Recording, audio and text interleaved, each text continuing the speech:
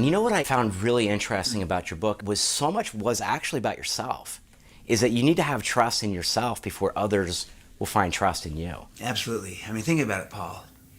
If you don't trust yourself, how are you going to sustain trust with other people? Because at some point, that distrust of self will leak out into the other relationships. I've seen it happen all the time where somebody is maybe untrustworthy because they now project that same thing that others are too. Whether they realize it or not. They may not realize it. But it usually will come out. But it's natural though, if you start with yourself, to then be able to more quickly, more naturally, more abundantly build trust with others. So self-trust precedes relationship trust. And then relationship trust precedes team trust. And so I call this inside out. You look in the mirror first, you start with yourself. If you do that, then you can really start to build trust with other people. But the good news is that it's always in our circle of influence. We always say, hey, what can I do? I look in the mirror, I start with myself. Trust starts with each of us. And when we do that, then we can build it more with other people. And that's kind of counterintuitive to people that think, well, no, this is about the relationship. It is.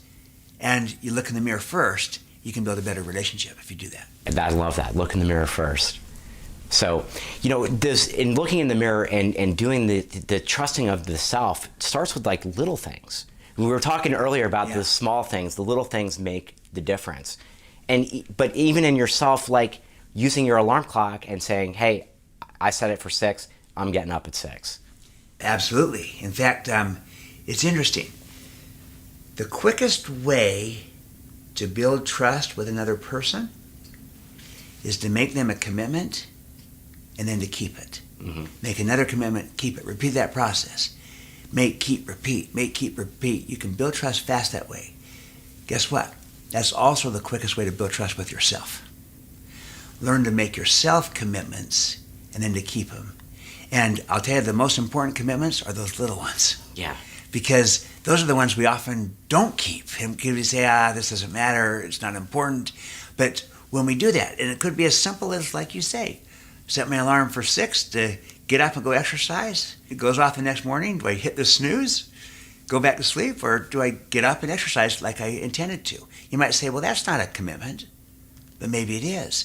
And in that little thing, that very act of making and keeping commitments, small commitments, little commitments, that's where a greater sense of clarity, of integrity, of empower begins to emerge. And so making and keeping commitments with yourself, starting especially with the little things. Yeah. I like the expression by Einstein that if you can't be trusted with the little things, you won't be trusted with the big things. So I like to put it this way, Paul: there are no little things.